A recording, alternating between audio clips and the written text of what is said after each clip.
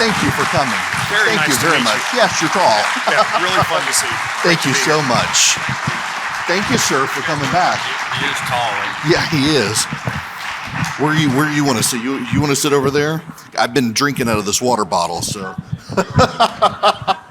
Look, we all got boots on except for me, so that's fine. No, okay. Mine are size 14. Oh, jeez. Wow. All right, I wish my wife were here because I don't admit she's taller than me, but she is, and she rides a Harley and has shotguns. I'm scared of her. So. There you go. Now, look, I want to first say something directly to you because I feel like a huge disservice is being done to you because we're in this wild election season, and whenever anyone hears your name, including the people in the back of the room here, is like, oh my gosh, is this some sort of presidential stuff? And I know it's not. I want to assure them it's not. And I want to tell you, I feel like you're doing such a good job on trying to rally the troops in Virginia, and nobody cares. And so for even Governor Kemp, in your situation, we have this 2024 mindset, and oh my gosh, these two guys have great popularity in their state, and they're doing good for their state. Clearly, there's a hidden agenda here, and the agenda seems to me to be to make your states work and to get people to show up and vote in state legislative elections. Well, first of all, thank you for having me, and it's a real pleasure to meet you, and thanks for the great work you do. And I think carrying over the airwaves a message of common sense and a message of conservatism. And so thank you. And I do believe that we're at this moment where we've kind of lost the plot a little bit, because this is about first delivering results, and it's second of all about convincing people that we can in fact win. And we, in fact, have done that in Virginia. Governor, you've done that here in Georgia, which is, guess what? Conservative common sense policies work. And in Virginia, we went from being totally blue to being red in 17, 18 months. We went from being bottom third in job growth to top 4 in job growth. We went from having schools that were driving people to move away faster than they were moving to Virginia to all of a sudden, Virginia is now number 5 in the nation in one-way U-Haul trips. You pay attention to one-way U-Haul trips. I mean, I drive by the U-Haul dealership and it's stacked full of U-Hauls because they're all coming in and none of them are going out. I mean, this is common sense, conservative governance at work, and it works. And so I just think this is a great moment for us to step back and really compare what's working in states run by Republican governors and clearly what's not working in states that are run by Democrat governors. And we have this great juxtaposition of success and failure. And when you compare that also to Joe Biden's failure, and we can see that we can change it really quickly. We can change it quickly, but elections matter, and you've got to win. And that's why I just appreciated your opening comments. We've got huge elections in Virginia this year. We're one cycle off. We're a year off, everybody. So the year that I was fortunate enough to get hired in Virginia, it was 2021. And now we have our midterms in Virginia. And our entire House and our entire Senate is up. And I believe these are the biggest elections in America this year because we get to finish the job. We have a House that came with me, controlled by Republicans, a Senate that wasn't up in 2021, but is up now, that we have a small minority in. And so this is our chance to put our record to the voters and to say, hey, extend our license to lead. I think we've done a pretty good job. I think people are happy with the results. Job growth has been great. We're fixing schools. We're empowering parents. We're standing up for law enforcement and making sure that everybody understands that you got to back the blue. You can't demean them. And guess what? When you back them, more people go into law enforcement. There's more badges on the street and crime goes down. How about that for just a basic reality? And all of a sudden, the real voting of the feet changes. And we're seeing it change in Virginia. I know the governor has had many years where people have been moving into Georgia faster than they're moving away. Yeah, I've just got to interject here and say this is the first time I've seen another governor stand up and quote all of his wonderful economic statistics in front of the governor of Georgia. I mean, don't want to get a competitive fight going up here. We do have Chick-fil-A at the University of Georgia. Hey, there's a little bit of this because, at the end of the day, every business that we compete for is usually competing to come to Virginia or Georgia or maybe Texas, maybe. And if we don't get it to come to Virginia, then I'm okay if it goes to Georgia. I just don't want you to win too many times. Well, Eric, thanks for having us back. And, I just want all the Georgia people to know the last time Glenn Youngkin and I were on a stage, he was here stumping for me in my re-elect. So I appreciate Governor Youngkin doing that.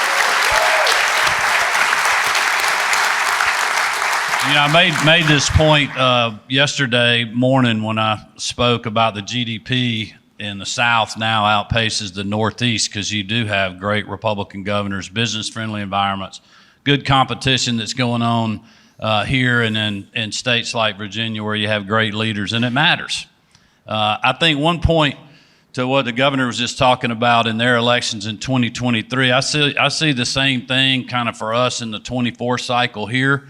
We had a great year in 2022 with the reelection campaign. Every Republican at the state level got reelected overwhelmingly, even with libertarians in the race.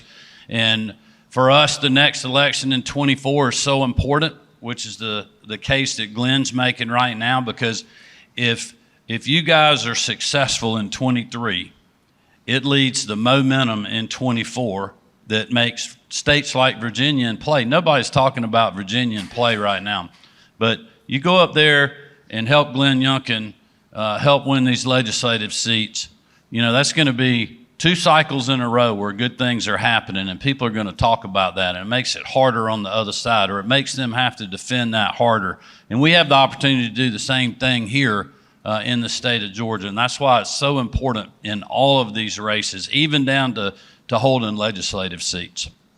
Governor Youngkin, you missed yesterday. The Governor Kemp brought his prop with him, which is his pencil, and made the point that if we win next year, we get the eraser to erase all the other stuff. But you in Virginia, if y'all win the state Senate this year, first of all, I'm on a group chat with a lot of political guys in Virginia who note that the Democrats in Virginia have done what some Republicans did earlier, where in primaries they went like to the hard side of the party, and you've got your poor and fortunate Senate Democrat wanting to know who else's Pornhub accounts have been blocked in Virginia. That you've got a great opportunity to get Republicans and a lot of independents showing how extreme the Democratic primary process went in Virginia to lure people in to take back the Senate. No, we do. And it's, I think, also an opportunity to really re-emphasize the fact that in a state like Virginia, which really is a microcosm for the country,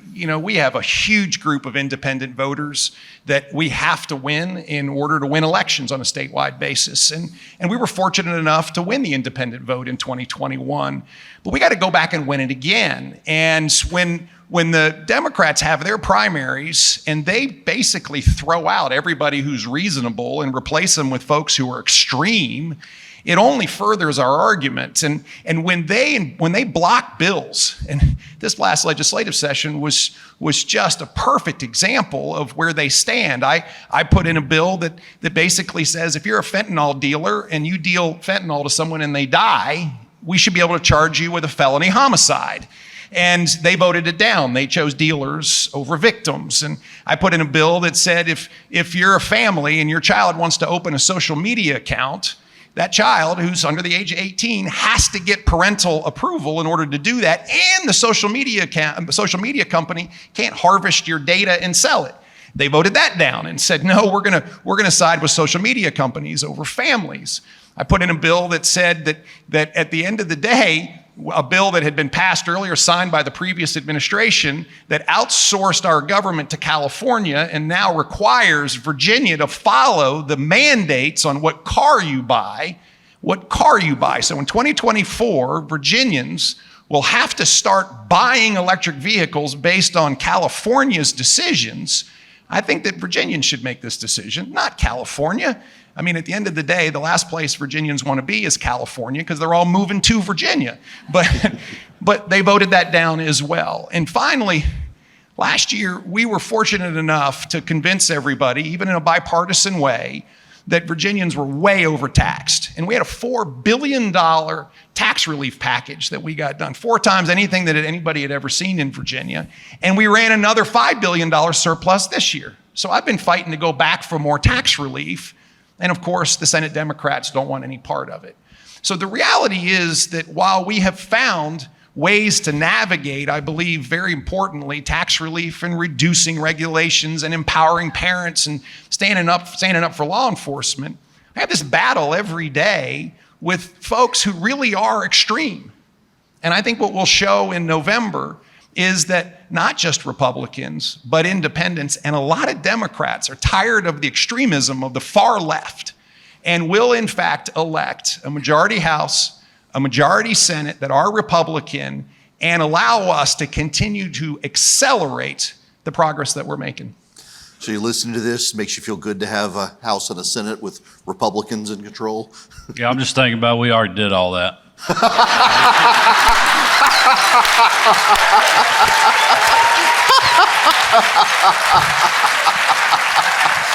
But I'm proud Glenn Youngkin's fixing to do it too. That's a good thing.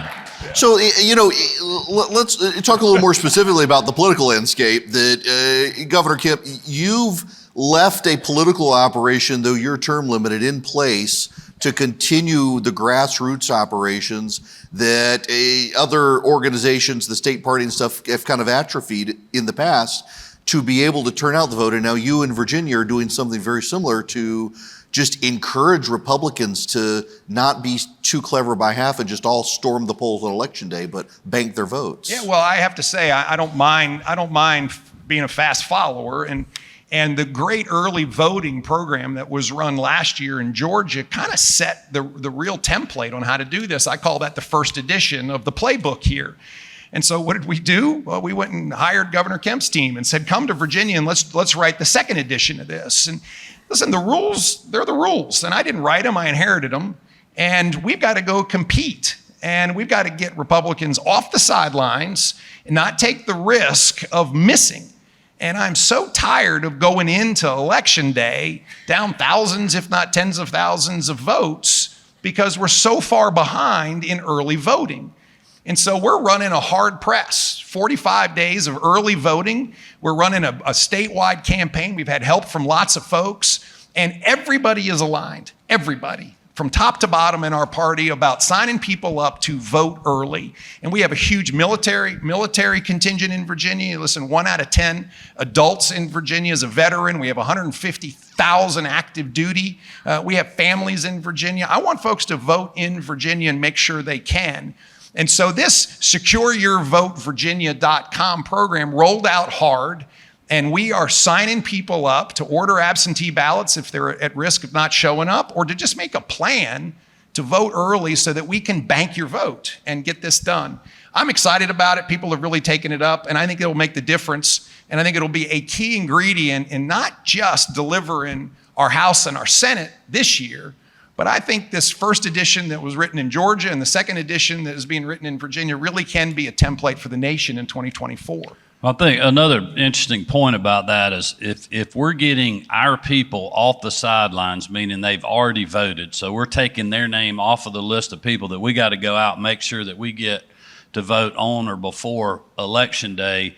You know, the more people that have made their mind up, you know how they're going to vote, just get them to go vote. You don't have to call them anymore. Yeah. You don't have to send them another piece of mail. You don't have to badger them and spend money on them. And it allows you to go after the persuadable voters, especially in a place like Virginia, those independents that you need to go get with a specific message for that one individual person. It may be, you know, this person over here, it may be a military issue. This person, it may be school or education issues, public safety, law enforcement issues, tax reform. Whatever that you can go get the persuadable voters. And that's what we were able to do here in Georgia because we raised a lot of money. We had a lot of people volunteering. We were knocking on doors. We were making phone calls. We were using a lot of data, and Glenn and I have talked about this to figure out who the persuadable voters were, who are the ones that we could get, what is their issue, and then we literally would badger people till they went and voted because we knew we could get them. I'm talking about 3 or 4 times we're knocking on their door, we're calling them. And so that's why it's so important for us to get our folks to go out and vote early. Quite honestly, the other side has been beating us at this game the last several cycles. We used to kill them in early voting and absentee voting here in Georgia, and then we got complacent, and then we had other people saying, don't go do this. Well, the rules are the same for both. You know, the rules are the same for both sides. So we have to take advantage and get our people out there and early, and then allow us to go get the persuadable and the independents. Well, I just promised them that if they'd go vote early, we'll stop mailing them, we'll stop calling them, we'll stop knocking on their door. And it's amazing how many people say, I'll sign up for that. You know, it's great as a radio talk show host to have two politicians on stage who are competitive but like each other, because I can just sit back here and let them talk. Let me ask you a question, Eric. You know, Governor Youngkin, I spent a lot of time as a teenager in Virginia. My brother-in-law was in the Navy. He lived in Portsmouth. My nieces are here. They grew up in the area, and we would spend a lot of time, my brother-in-law being a huge NASCAR fan, going back and forth from Portsmouth up to Richmond to the Motor Speedway. And the evolution of Virginia over time from there, and then the DC corridor, all these massive corporations coming in. And to a degree, I guess you could argue it has changed. The wealth of Washington spilling out has changed some of the culture of Virginia. But you've still got this beautiful country in Virginia on the Blue Ridge Parkway and farmers, and there does seem to be this massive disconnect between Northern Virginia and a lot of the rest of the state. How do you, just within the Republican Party, try to synthesize Republicans in suburban areas of Washington versus rural Republicans? It's something I know, Governor Kemp, you have to deal with here too. Yeah, well, let me first begin. Your description of Virginia is beautiful, and so you're invited to join the chamber anytime you want to. I hear it's for lovers. You want to join. So, and it really is a remarkably beautiful state with beaches and with mountains. Oh, you have beaches and mountains too, And gnats. We do have gnats. You have, yeah, they're as big as 747s, I understand. But one of the things we have to recognize, of course, is Virginia is very different depending on where you are. Agriculture is our number one private industry in Virginia. Forestry is our third. And so we have a giant ag industry that we need to grow and foster. And we also have suburban DC, which has a whole different feel to it. And when we ran in 2021, people would say, well, how are you going to win? And I would start out really clearly, well, we're going to get more votes than the other guy. That's how we're going to win. And what it required, of course, is for us to really sit down and say, where are we going to win? And people would say, well, how are you going to win Northern Virginia? And I would say, well, we're not. We're just going to lose it less bad. That's what we're going to do, and that's what it took. And we ended up getting about 42% of the vote in Northern Virginia, which is about 10 points more than recent Republicans had gotten. And yet we still had to turn around and we had to win Greater Richmond. We had to win Hampton Roads, which we hadn't won in a while, which is crazy just given the huge military population there, which we did. And then we had the largest margin of victory in our traditional red counties than we've ever had. And we still just won with 52% of the vote. So, I mean, this is a battleground, but we have to make sure we're speaking to everybody. And I think this is one of the big mistakes that Republicans make is we spend a lot of time just talking to the folks that are going to vote for us. And instead, we've got to spend time with the folks who may vote for us. And I'm always reminded, I went to meet with a group called the Hindu American Coalition, largest group of Indian business owners in Virginia. And we sat down and we were having lunch with the board of directors, and the chairman of the board at the end looked at me and he said, well, Glenn, we're for you. We agree on just about everything, small business, low taxes, low regulations, religious freedom, educational excellence. We're going to back law enforcement. I'm like, well, great. That's our platform. That's what we're running on. He said, I just want you to know we're for you, but you're the first Republican to come see us in 10 years. This is our issue. And so we've got to go campaign and can't concede a single vote. Because in these states that are traditionally, Virginia was deep blue, folks. I just remind everybody, in 2020, the very first state called for the presidential election for Joe Biden was Virginia at 7:01. 7:01. And I vowed that we were going to go do something about that. But at the end of the day, the way we do something about it is we got to go campaign everywhere. We can't concede votes simply because it's hard. And I'll go engage in a debate and a discussion with anybody because we know that common sense, conservative values and policies work. We know that parents should be in charge of their children. Kids belong to families and parents, not the state. And we know that when you back the blue and you have more law enforcement instead of less law enforcement, crime goes down. I mean, these are just basic truths And so come on, let's go into communities that have traditionally not voted for Republicans, and let's convince them that they should. And it worked. I mean, we won the Hispanic vote in Virginia, we won the Asian vote, we won the Indian vote. We got a higher percentage of the black vote than Republicans have historically gotten. It works. And so that's my encouragement to folks, is that there really is the ability to break through all of this clatter and to do what we know we have to do, which is win elections. That's at the heart of it. I'll brag on my friend here who did remarkably well shifting demographics from his first election to 2022, and the door knocking campaign in the Hispanic community targeting black men in the state of Georgia. I mean, you saw measurable increases, not just of suburban white voters returning home, but of non-white, non-traditional Republican voters in Georgia moving our way. Well, and it's the case really that we can make, I think, all over the country, because the other side has just gotten just so leftist in so many ways. I mean, the party has, the Democrat Party in a lot of ways has left what it once was and has just moved to the extreme left. When you have Democratic politicians that are out there wanting to defund the police, school boards that are playing pandemic politics. I remember Governor Youngkin was on the bus right before our rally, and we were talking about just the pandemic and other things that we had done in the state, and he's like, y'all's kids were back in school a whole year before ours were. A whole year. I mean, can you imagine that? And so, and when we reopened the economy, and I mean, I had so many Democrats, so many minorities that came up and said, thank you for allowing us to go back to work. Thank you for letting us make the decision. Thank you for fighting for our kids.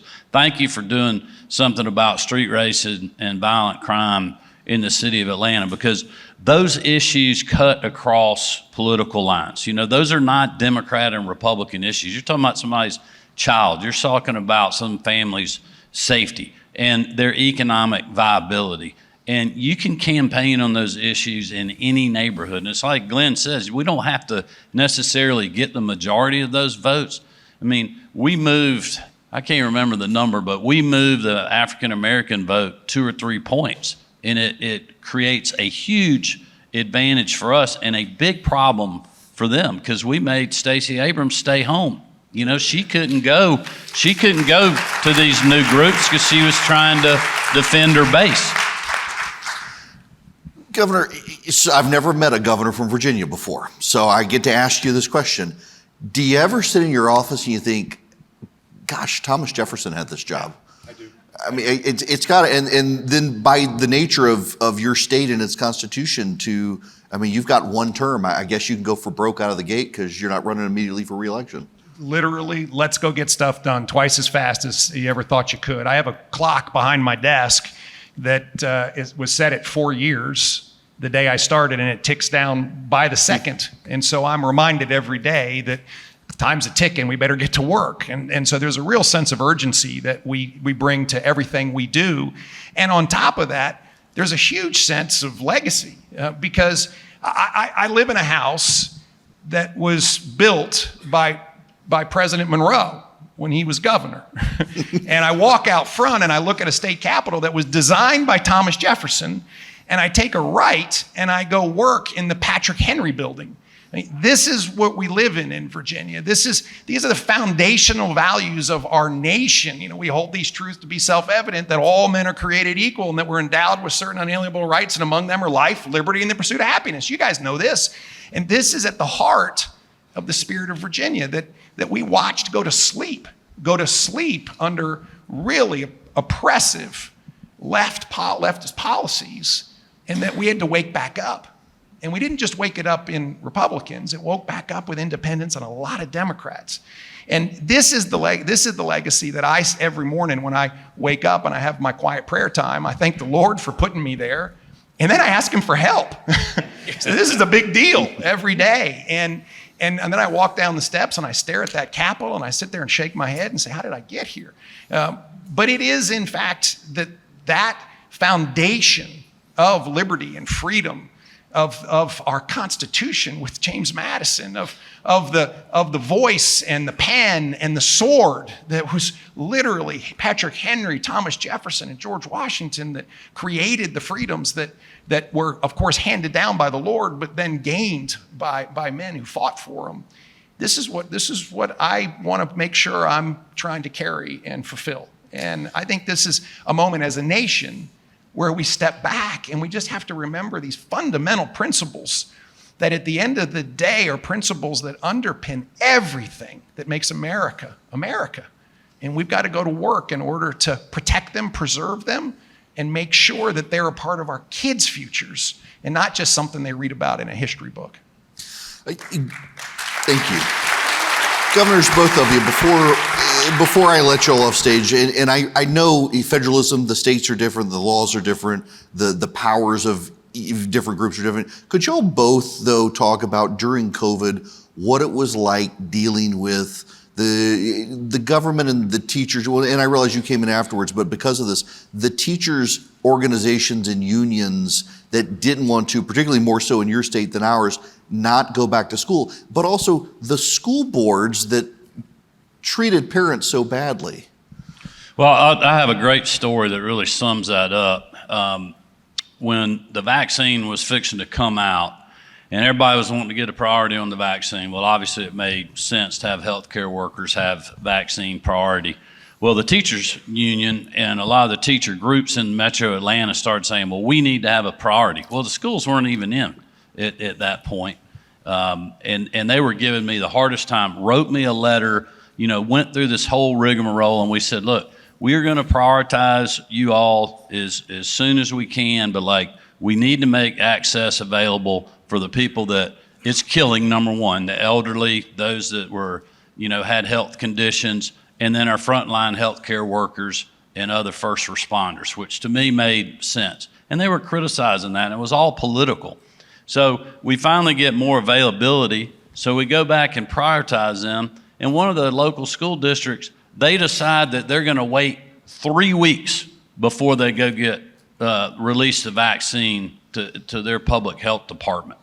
When every other school in the state, people were going back literally the next day. And we didn't have mandates or anything else. We were just making the availability, but it just shows you how insane, all of that was political. It had nothing to do with the science. It had nothing to do with, anything other than they were playing pandemic politics. And it was like that the whole way. It was like that dealing with the locals. And then it was also, quite honestly, unfortunately, like that with a lot of people in Washington, D.C., like Deb Burks and Dr. Fauci. Yeah. And I had a slightly different perspective because we were campaigning during 2021, and then I was hired in November and then started work on January 15th, 2022. And so during that entire period, just to be clear, Virginia schools were still locked tight a year later than they were in Georgia. Virginia kids were still being told that watching class on a 12-inch computer screen was a quality education. Businesses, for a big chunk of that, were still closed. We have a city, Bristol, Virginia, and right across the state line, which is on State Street, cleverly named, is Bristol, Tennessee. Businesses in Virginia were shut. They were open in Tennessee. A lot of people were going across the way to eat. But we saw a state that was a true example of failed COVID policies, because Virginia all of a sudden was near the bottom in job recovery. When the national report card came out, we saw that Virginia had the largest learning loss in the nation in 4th grade reading and math, the largest in the nation. I mean, we all saw this didn't work. There were mandates that you had to go get the vaccine. Every kid was mandated to wear a mask in school. And so we rolled in on January the 15th, and the first thing we did was issue executive orders that say no more mandates for state workers. You want to get the vaccine, get it. If you don't. It's your call, not something that the government's going to decide for you. Second of all, parents, you decide if your child wears a mask or not. That's not something that the state is going to mandate. You decide. And then finally, we opened up business. And we said, folks, the health department's taking a step back. We're open for business. And the state just lifted immediately. Kids were back in school. Parents were excited that their children all of a sudden were enjoying going to school again as opposed to dreading it. And we started the journey back from where the progressive left policies had dragged the state. I don't think there's any better example of bad leftist policies that weren't working, and all of a sudden common sense conservative policies that do work. And now we see ourselves 18 months later, and we're, as I said earlier, we've had literally record labor participation. We now all of a sudden have 10-year highs in labor participation and the size of our labor force. Our schools all of a sudden are turning around. Now, the entire time, getting back to your comment, the Teachers Association, the Teachers Union were fighting us every single step of the way, and they still do. Listen, we still fight this every day because of the power that the Teachers Associations have, because they tax the teachers because they don't get career advancement without being part of them, and then they turn around and use that money in order to progress the progressive left agenda. And in fact, they talk less about kids and more about politics. And this is the reality. And I think this is one of our big challenges. I always appreciated the fact when the heads of the teachers unions would show up in Virginia to campaign against us, because that was an invitation to get more votes for us. But we've got to continue to recognize that the role of the teachers unions in America is not to progress their children and families. It is literally to be a political organization. And we just need to all recognize that. I know it's no secret. But that's what they do, and we battle it every day, and I think we've made huge progress. Governor, last question for you. How is it to get up every morning with the burden of knowing you don't have the two-time college football national champions in your state? So I'll just give you a little snippet into this about how proud your governor is. He was just doing me a favor and helping us with a video about early voting. And at the end of it, he needed to wrap up by saying, and go vote. And I thought he was going to say, go dogs. And that was the problem. Luckily, we held him back. But listen, if somebody's got to have two-time national champions and it's not a school in Virginia, it might as well be somebody in Georgia. Listen, it's phenomenal to meet you. Thank you for making this trip down for this. I appreciate it tremendously. Thank you for coming back, Governor. It's great to be on stage with both of you. Governors Glenn Youngkin and Brian Kemp. Thank you. Thank you so much. It's great to meet you.